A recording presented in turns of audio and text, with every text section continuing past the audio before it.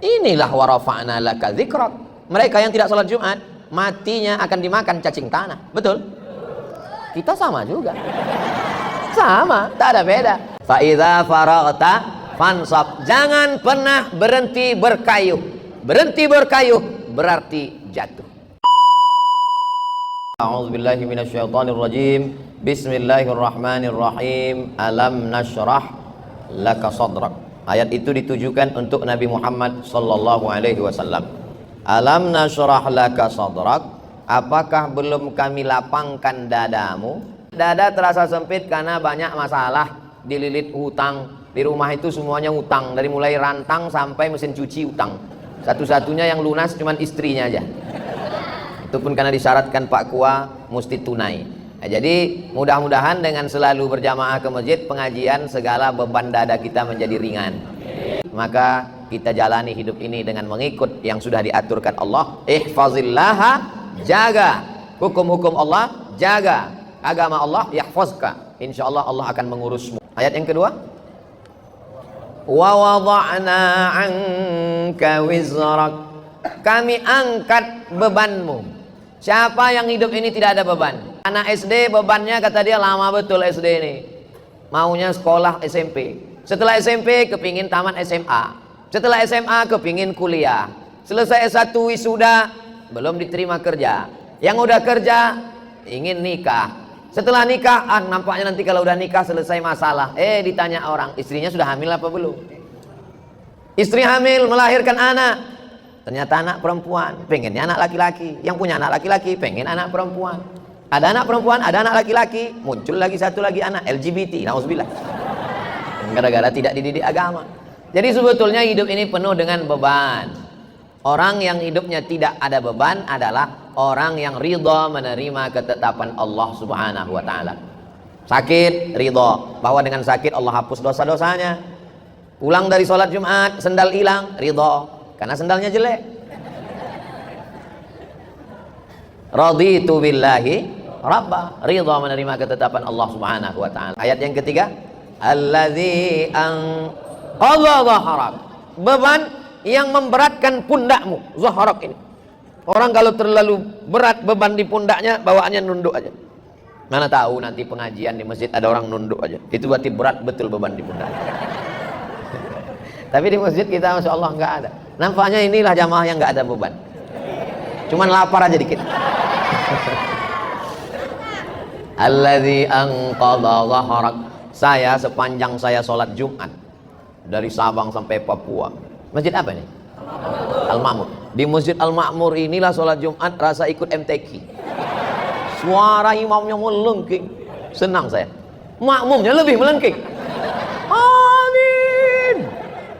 Luar biasa. Bapak Ibu yang dimuliakan Allah. Wa wada'na 'anka wizrak allazi anqadha dhahrak. Kalau dipikirkan beban hidup ini, zaman dulu orang yang dipikirkannya cuma anaknya, yang dipikirkannya cuma istrinya, yang dipikirkannya cuma suaminya. Zaman sekarang istri orang Korea pun dipikirkannya juga. Kenapa? Nonton drakor. Istri artis, anak artis, pejabat, semua masuk berita, semua mau dia pikirkan. Zaman dulu yang dipikirkan orang cuma Abu Jahal sama Abu Lahab. Sekarang bermunculan macam-macam abu. Maka rusak pikiran kita. Yang penting kita serahkan kepada Allah. Kalau engkau sudah diberi Allah 3, kalau sudah dikasih Allah 3, dilapangkan dadamu, diangkat bebanmu yang membebani pundakmu, maka Allah kasih yang keempat. Apa dia? Wa rafa'na laka. Kami angkat nama. Syaratnya 3. Jangan stres, jangan depresi, jangan jadikan hidup sebagai beban, tetap banyak beribadah, tetap banyak bersedekah, tetap banyak watawasobil haq, watawasobil sabr. Kalau kau jaga yang 3 ini, maka Allah akan janji berikan yang keempat. Wa rafa'na laka dzikrak. Allah angkat derajatmu. Kita yang ada di masjid ini adalah orang yang diangkat Allah derajatnya. Berapa banyak orang yang lebih sehat dari kita, lebih kaya dari kita, lebih ganteng dari kita, lebih tenang dari kita, lebih nyaman dari kita, lebih tinggi jabatannya dari kita, tapi tidak tergerak hatinya untuk sholat Jumat. Sekarang dia sedang berada di kantornya di ruang AC yang dingin, tak terbuka pintu hatinya. Kita dipilih oleh Allah untuk datang ke rumahnya ini. Inilah warafa'na laka dzikrak. Mereka yang tidak sholat Jumat, matinya akan dimakan cacing tanah. Betul? Kita sama juga. Sama, tak ada beda. Cuman bedanya kita lepas dari man tarakal jumu'ata thalatha marratin. Siapa yang meninggalkan salat Jumat 3 kali berturut-turut tahawunan, karena menyepelekan, taba'allahu ala qalbih, Allah kunci pintu hatinya, Allah sumbat telinganya, Allah tutup matanya. Summum bukmun umyun, peka, tuli, bisu, buta, fahum la yarji'un, tak bisa kembali ke jalan yang benar. Kita alhamdulillah dengar ceramah ustadz sedikit takut, dengar ceramah ustadz ingin masuk surga, dengar ceramah ustadz takut masuk neraka. Itulah yang dimaksud kami angkat namamu. Kita tidak terkenal, kita tidak terkenal. Paling-paling kalau punya Instagram followernya 6 juta paling, nggak terlalu terkenal. Subscribernya paling 1 juta. Kalau dibandingkan artis-artis, kita tidak terkenal. Yang penting kita dikenal oleh malaikat. Catatan amal kita dilihat malaikat pagi, petang, siang, malam. Malaikat bertanya. Waktu malaikat pagi bawa catatan sore, malaikat sore bawa catatan malam. Malaikat penjaga pintu langit bertanya, ini amal siapa? Amal anak muda dari Masjid Al-Ma'mur. Anak muda yang lain mana? Sakau. Anak muda yang lain mana? Ngelem. Anak muda yang lain mana? Pacaran. Anak muda yang lain mana? Geng motor. Anak muda yang lain mana? Homo. Nauzubillah, nauzubillah, nauzubillah. Anak muda yang lain mana? Tawuran. Tapi ada anak muda yang istiqomah sholat Jumat. Alhamdulillah Pak Ustadz, anak saya senang dengar ceramah Ustadz. Sholatnya gimana Bu? Istiqomah, Jumat terus. Subuh, zuhur, asar, maghrib, isya, nyusul Pak Ustadz. Yang satu lagi, gimana anaknya Bu? Alhamdulillah Pak Ustadz. Anak ibu, anak bapak udah ikut gimana sekarang? Biker subuhan. Terus subuh aja Pak Ustadz. Bertahap, berproses. Ustadz kenapa terus anak muda? Orang tua ke masjid memang wajar.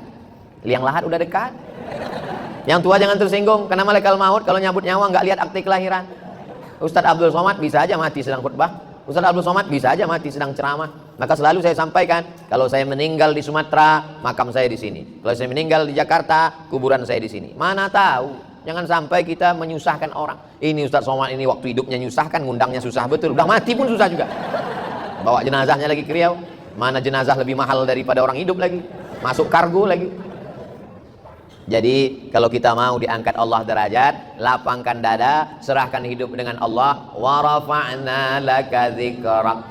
Adapun kesulitan hidup, dari mulai rezeki, jodoh, anak, keluarga, kerja, ekonomi, sosial, politik, 2 kali Allah janjikan, fa inna ma'al usri yusra. Diulang sekali lagi, inna ma'al usri.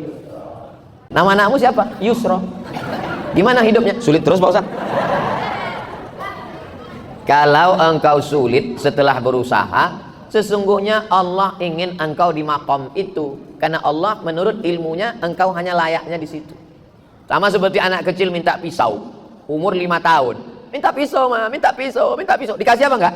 Enggak, karena kalau dikasih pisau dia akan potong, semua dipotong, kulkasnya dipotong, kabelnya dipotong. Makom kamu cuma sampai di sini. Kalau kamu lebih daripada ini, nanti kamu jadi kufur. Abdul Somad, makommu cuma sampai di sini aja. Lebih dari sini, nanti kau akan jadi jahat. Tapi setelah usaha, fa inna ma'al usri yusra, inna ma'al usri yusra. Coba supir-supir truk itu kalau ditulisnya di belakang truknya, fa inna ma'al usri yusra. Ini enggak, truk-truk di belakang tulisan, kutunggu jandamu. Apa ini? Mau pulang bokeh, enggak pulang rindu. Yang baca stres, yang nyetir gila. Cobalah hidup kita ini berdakwah. Apa ayat berikutnya? Fa idza faraghta fansab. Kalau sudah selesai dari satu kegiatan, pindahlah kegiatan berikutnya. Alhamdulillah udah bangun masjid Pak Ustadz, bangun masjid satu lagi. Alhamdulillah sudah buat rumah Quran Pak Ustadz, buat rumah Quran satu lagi. Alhamdulillah sudah bangun pondok tahfiz Quran Pak Ustadz, buat lagi. Alhamdulillah sudah selesai S1 Pak Ustadz, lanjutkan S2. Alhamdulillah sudah nikah Pak Ustadz. Saya mancing. Mereka berani ini kan karena nggak ada ibu-ibu. Tapi jangan lupa mata-mata ada. Fa idza faraghta fansab. Jangan pernah berhenti berkayuh. Berhenti berkayuh berarti jatuh. Kapan kita berhenti? Ketika malaikat maut datang mencabut nyawa, malaikat datang memanggil kita. Ya ayyatuhan nafsul mutmainnah, irji'i ila rabbiki radiyatan mardiyah, fadkhuli fi ibadi. wadkhuli jannati. Saat itu kita akan mati tersenyum karena aktivitas sudah selesai. Fa idza faralta fansab. Kalau selesai khutbah maka salatlah. Kalau selesai salat tausiah. Selesai tausiah nanti akan pindah ke tempat tausiah satu lagi. Habis itu nanti malam. Habis itu besok pagi. Hari Ahad pulang ke Riau. Habis itu ke Kalimantan Barat. Setelah itu ke Batam. Habis itu nggak ingat lagi jadwal. Jangan pernah berhenti. Saya tidak mau anak-anak muda ini bawaannya letoy, loyo, lunglai, lemas, bawaannya mau mati. Marah yang tua semangat. Itu tadi kalau kita dengarkan suara imam tadi, kalau tidak dilihat wajahnya direkam video, suaranya, coba tebak, rekam, bawa pulang ke rumah, tes sama orang rumah. Berapa umur imam? Pasti dia bilang, ini kayaknya SMP kelas 3. Suaranya melengking. Saya kalau imam suara melengking semangat saya. Tapi kalau sudah Bismillahirrahmanirrahim, bawaannya mau sholat jenazah aja. Allahu Akbar. Fa idza farata fansab. Tapi jangan sombong. Masjid itu kalau bukan saya yang buat, nggak berdiri. Pesantren itu kalau bukan saya yang mimpin, nggak jadi. Anak itu kalau bukan saya yang nyekolahkan, nggak boleh. Makanya ujungnya wa ila rabbika farghab. Sudah berusaha, jangan putus asa, berdoa. Wa ila rabbika farghab. Apa kabar bapak-bapak, ibu-ibu? Sehat semua? Badannya sehat? Hatinya sehat? Pikirannya sehat? Kantong sehat? Masya Allah. Dari semua bunyi pertanyaan, pas kantong tadi yang paling kuat jawabannya Bu Bupati. Ibu Bupati meminta saya supaya tausiah di depan. Dulu waktu masih kecil saya dikasih tahu orang tua, tak boleh membelakangi orang, nanti punggung kau berbisul. Jadi rupanya nasihat itu sampai tua terbawa-bawa. Walaupun saya sekarang sudah tak begitu tua, tapi agak tua juga lah sedikit. Jadi izinkanlah saya tetap di sini, tapi insya Allah jamaah jelas melihat saya kan. Alhamdulillah. Berdiri masjid cantik megah. Semua orang luar Mempawah yang datang kemari melihat semuanya terkesan, macam menengok kucing. Jabatan tidak lama. Jadi bupati paling lama 2 periode. Itu pun kalau dipilih orang, betul? Jadi bupati, jadi gubernur paling lama 10 tahun. Itu pun kalau tidak datang KPK. Tapi masjid ini sampai hari kiamat akan kekal abadi dan mengalir pahalanya kepada orang yang pernah mengusahakannya, mendirikannya, memakmurkannya. Setiap anak muda yang hadir malam ini mesti bercita-cita menjadi penguasa. Saya tak bisa jadi bupati Pak Ustaz, jadi camat. Tak bisa jadi camat, jadi kades. Jadi kades belum sanggup, jadi RW. Jadi RW pun tak bisa, jadi RT. Jadi RT pun tak bisa, kepala rumah tangga. Masih jomblo. Mudah-mudahan yang jomblo pulang ketemu jodoh. Begitu turun dari masjid, pulang acara, sendal pun hilang. Pas lagi nyari-nyari sendal, manalah sendalku tadi, mana sendalku? Tiba-tiba kejedot kepalanya sama satu orang. Pasnya gitu. Indahnya Masya Allah. Nanti anaknya nanya, ayah, mama, di mana ketemu kalian dulu? Di masjid. Masjid mana? Masjid Agung Al-Falah Mempawah. Pas acara apa waktu itu? Tablik akbar. Siapa yang ceramah? Almarhum Ustaz Somad. Saya sebetulnya sedang ngetes aja. Kalau saya sebut almarhum, kira-kira jamaah ini sedih apa ketawa? Tawa rupanya mereka. Tapi kesannya indah. Di mana ketemu bapak ibunya? Di masjid. Sekarang ada orang tua yang tak sanggup menjawab pertanyaan anaknya. Ayah, ya. Ayah jumpa mak dulu di mana? Itulah kami sama-sama sakau dulu. Jumpanya di masjid, dalam acara pengajian. Pulang mungkin pengajiannya tak ingat, tapi jodohnya ketemu. Kalau sudah dituliskan takdir bertemu, aku tak mencari kau, kau pun tak mencari aku. Masjid Al-Falah mempertemukan kita. Masya Allah, tabarakallah. Yang jomblo sangat berharap terkabul cerita ini pulang. Amin ya Rabbal. Model kedua yang mau ditunjukkan Ustadz Luqmanul Hakim malam ini, kalian mau jadi apa? Mau menjadi penghafal Quran 30 juz. Kalau kalian tengok ukuran kepala saya sama kepala Ustadz Taki Malik, mana besar kepalanya? Kepala saya nomor 9, tapi isinya juz 30. Ustadz Taki paling nomor 7. Betul? Betul nomor 7. Nomor 7 pecinya. 30 juz di dalam. Ustadz Taki Malik hafal Quran, ganteng pula, businessman, entrepreneur. Cuman kabar yang kurang mengenakkan untuk anak-anak mempawah, dia sudah menikah. Itu aja masalah. Mudah-mudahan, dan bawa istri pula. Jadi saya tak berani terlalu banyak komen untuk ini. Mudah-mudahan kalian dapat suami, fotokopinya aja pun jadilah. Mudah-mudahan yang masih belum menikah dapat suami hafal Quran 30 juz. Datanglah anak gadis waktu saya sedang sarapan pagi. Ustaz, aku mau mencari imam, kata. Saya bilang, aku khotib. Masya Allah, tabarakallah. Itulah Imam Isya kita tadi. Saya terus terang, ketika beliau membaca ayat tadi, rasa-rasa di Masjidil Haram, apakah saya aja yang merasakan itu atau kita semua? Masya Allah, ternyata rasamu juga rasaku. Macam di Masjidil Haram, terobat kerinduan kita. Mudah-mudahan berakhir Covid ini kita bisa ke Masjidil Haram. Ini kabarnya Covid mau datang lagi, bawa emaknya, namanya Omikron. Ya Allah, selamatkanlah negeri kami dari Covid ini, ya Allah. Tak ada lagi harapan kami kecuali kepada Engkau, ya Allah. Tapi alhamdulillah, acara akhir tahun sama awal tahun tak ada Covid. Tiba-tiba nanti pas mau dekat Lebaran datang dia.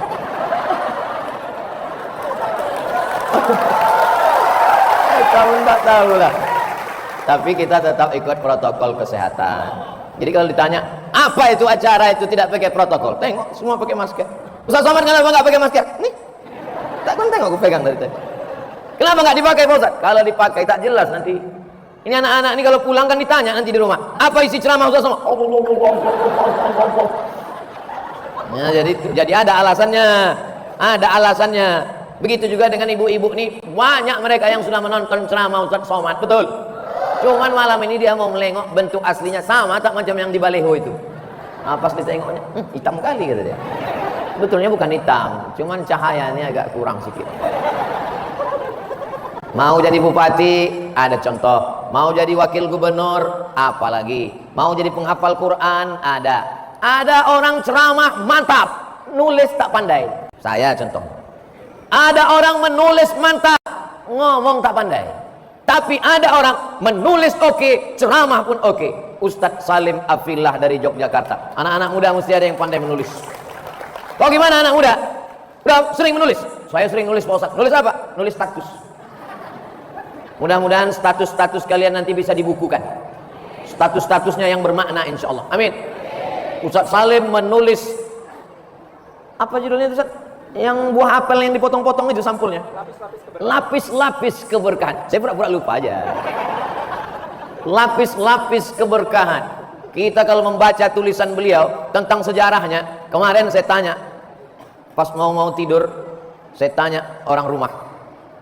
Itu di Yogyakarta, saya bilang, kalau mau melihat bagaimana Islam masuk ke dalam Kesultanan Yogyakarta, ada tiang-tiang, itu tiang bagian bawahnya, itu ada gambar. Kalau ini tiang bawah ini kan tiang-tiang ini polos aja. Itu di Yogyakarta, tiang-tiang di bawah itu gambar salak. Tahu salak? Gambar salak. Kenapa di bawah tiang itu gambar salak? Kenapa di bawah itu gambar salak? Saya jawab, karena ada hadisnya, man salaka tariqan yaltamisu fihi ilman sahalallahu lahu bihi tariqan ilal jannah. Ternyata salak di situ adalah artinya salaka, bahasa Arab. Siapa yang melewati suatu jalan, di jalan itu dia dapat ilmu, dimudahkan Allah jalan menuju surga. Maka di bawah tiang pondasi paling awal adalah salaka, gambar salak, melewati suatu jalan. Lalu kemudian di atasnya ada buah nenas. Di Yogyakarta kalau kita pergi nanti nampak tiang ada nanas. Kenapa ada nanas? Karena itu diambil dari Qul a'udzu birabbin nas. Ananas. Heran orang ke saya. Ustaz dapat itu dari mana? Dari Ustaz Salim Afillah. Ketika beliau membawa saya ke rumah Pangeran Diponegoro, kami lihat tiang itu. Ternyata filosofi Islam masuk ke dalam budaya Jawa. Makanya tadi saya lama berpikir, dulu Ustaz Salim bisa menjelaskan tentang buah nanas dan buah salak. Kira-kira apalah makna di atas tiang? Itu buah kurma kata Ustaz Salim. Masya Allah. Insya Allah pulang dari sini nantikan buku terbaru Ustaz Salim. Dia tadi di jalan kami tanya, gimana Ustaz Salim? Bisa istirahat? Kata Ustaz Luqmanul Hakim, alhamdulillah bisa menulis sekian halaman. Beliau tuh menulis saja. Ustaz Somad nulis juga, menulis tapi dalam mimpi. Begitu bangun hilang. Mau menjadi bupati, pejabat, menolong agama Allah. Dengan hafalan Quran, menolong agama Allah. Dengan menulis dan ceramah, menolong agama Allah. Bersama kita pula ada OSB, Omar S. Smart. Omar itu nama orang, anak beliau Omar namanya. Smart artinya cerdas, makanya handphone yang cerdas disebut dengan smartphone. Ustadz yang cerdas disebut dengan Ustadz Somad. Nah, ada namanya OSB, Omar Smart Brain. Brain artinya otak. Brain wash, cuci otak. Brain otak-otak. Jadi orang berpikir ada otak kanan, ada otak kiri. Nah, owner Smart Brain itu hadir bersama kita malam ini.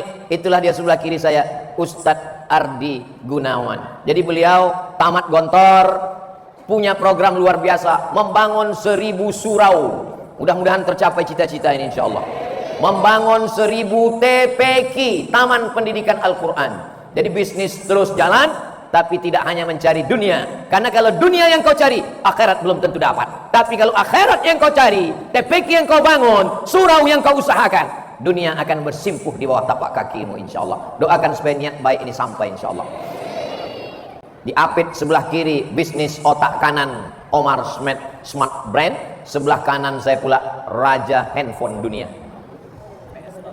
Begitu beliau di samping saya, dari tadi sampai sekarang tak berbunyi handphone saya. Nggak pede dari dekat beliau. Saya pertama melihat beliau ketika beliau menerima award kurban. Berapa waktu itu Bang Putra? 1000 lebih. Tak mau dia sebut lebih berapa. Kalau satu kambing itu 2 juta, sebetulnya kambing 2,5 juta, tapi karena kita udah lama berkawan 2 juta aja. Kalau satu kambing itu 2 juta, 1000 kambing, jadi berapa kurban waktu itu? Inilah anak muda mempawah nih. Belum lagi berkurban, menghitungnya aja pun kalian nggak mau. Kalau satu kambing 2 juta, berkurban 1000 kambing, berarti 2 miliar.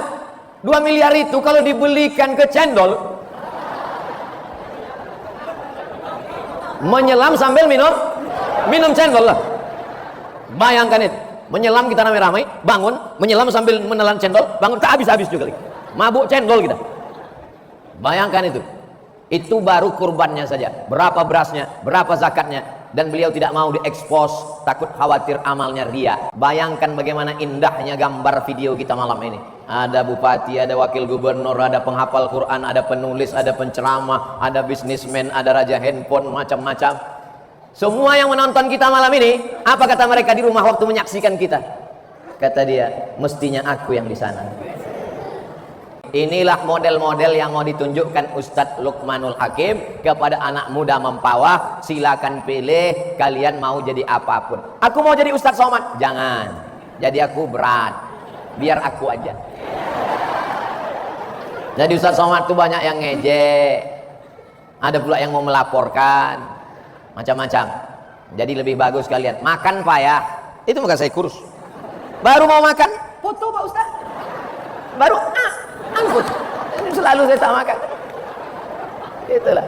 Nah, jadi lebih baik kalian pilihlah salah satu dari mereka ini. Tapi kalau saya lah disuruh milih, andailah pilih-pilih. Ustadz di antara mereka ini mana yang Ustadz pilih? Kalau bolehlah milih. Pilihnya duitnya macam orang berdua nih. Duitnya macam mereka ini banyak. Kemudian hafalan Qurannya macam ini. Udah, duit banyak, hafal Quran dan pandai nulis. Jadi bupati, setelah itu ikut pilkada, wakil gubernur. Habis 2 periode jadi gubernur. Indah kan? Kira-kira bisa tak terwujud itu? Innama amruhu idza arada syai'an ayyaqula lahu kun. Anak muda mempawah mesti berani bermimpi. Orang yang tidak pernah bermimpi, maka dia tidak akan pernah melihat mimpi menjadi kenyataan.